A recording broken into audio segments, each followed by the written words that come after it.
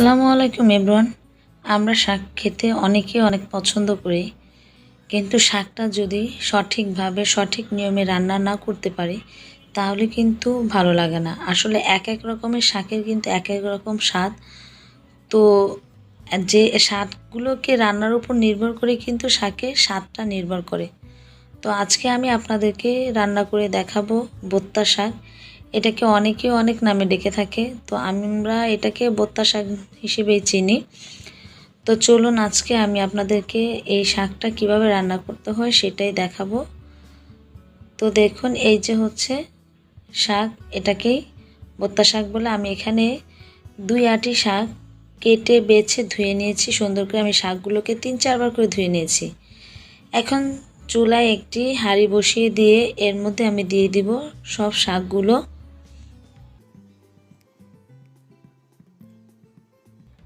এক একে সব শাকগুলো দেওয়ার পরে এখন এর মধ্যে দিয়ে দিব আমি পরিমাণ মতন লবণ,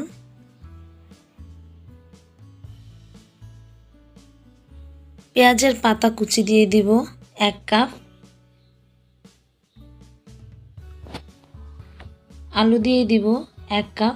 আলুটাকে আমি সুন্দর করে ধুয়ে কুচি করে কেটে নিয়েছি, ছোট ছোট টুকরো করে নিয়েছি। এবং রসুন কুচি দিয়ে দিব 1 টেবিল চামচ, পেঁয়াজ কুচি দিয়ে দিব 1/3 কাপ এবং কাঁচামরিচ দিব 6টি ফালি করে কাটা। কাঁচামরিচটা আপনারা আপনাদের স্বাদ অনুযায়ী বাড়িয়ে কমিয়ে দিতে পারেন। এখন আমি ঢাকনা দিয়ে ঢেকে দিব 6-7 মিনিটের জন্য। এখন 6-7 মিনিট পরে আমি ঢাকনাটাকে উঠিয়ে শাকগুলোকে একটু নেড়ে চেড়ে দেব। নিচের শাকগুলোকে উপরে এবং উপরের শাকগুলোকে নিচে, এভাবে করে ঠিক নেড়ে চেড়ে দেব। এখন আমি এটাকে আবারও ঢাকনা দিয়ে ঢেকে দেব 4-5 মিনিটের জন্য। 4-5 মিনিট পরে আবার যখন চলে আসলাম, তখন দেখুন শাকের গায়ের পানিগুলো কিন্তু এখন অনেকটাই কমে এসেছে।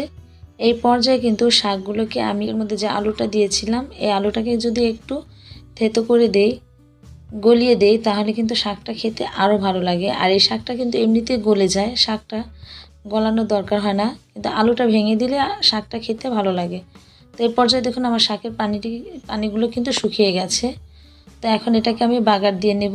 এর জন্য আমি চুলায় একটি ফ্রাই প্যান বসিয়ে দিয়ে এর মধ্যে আমি সয়াবিন তেল দিয়ে দিব 1/4 কাপ সয়াবিন তেল।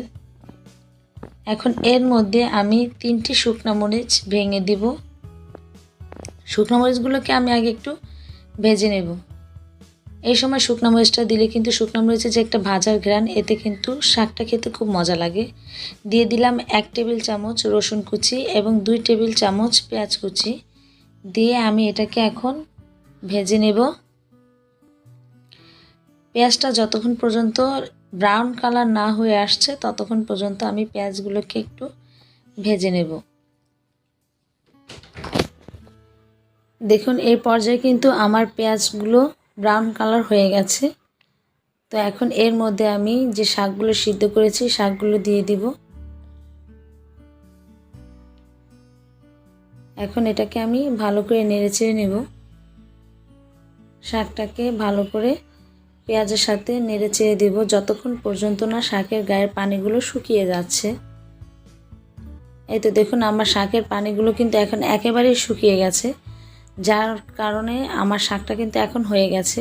এর চাইতে যদি শাকটাকে আপনারা বেশি ভাজতে যান তাহলে কিন্তু শাকটা ভালো লাগবে না। শাকটা কিন্তু একটু মানে ল্যাসা ল্যাসা বলে আমরা যেটাকে বলি, মানে একটু নরম নরম থাকাই কিন্তু এটা ভালো লাগে। কিন্তু এর চাইতে যদি বেশি ভাজা ভাজা করতে যান শাকটা কিন্তু ভালো লাগবে না খেতে। তো এখন আমি আপনাদেরকে শাকটাকে পরিবেশন করে দেখাচ্ছি। তো দেখুন এই তো আমার শাক ভাজি। যদি আমার আজকের রেসিপিটা আপনাদের কাছে ভালো লাগে তাহলে অবশ্যই আমার চ্যানেলটাকে আপনারা সাবস্ক্রাইব করবেন, লাইক করবেন, শেয়ার করবেন।